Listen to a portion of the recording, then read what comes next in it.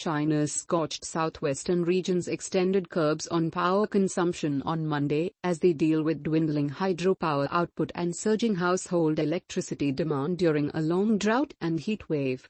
State weather forecasters issued a heat red alert for the 11th consecutive day on Monday, as extreme weather continues to play havoc with power supplies and damage crops.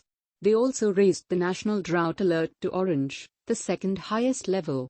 The region of Chongqing, which hit temperatures of 45 degrees Celsius late last week, announced that opening hours at more than 500 malls and other commercial venues would be shortened starting Monday to ease power demand.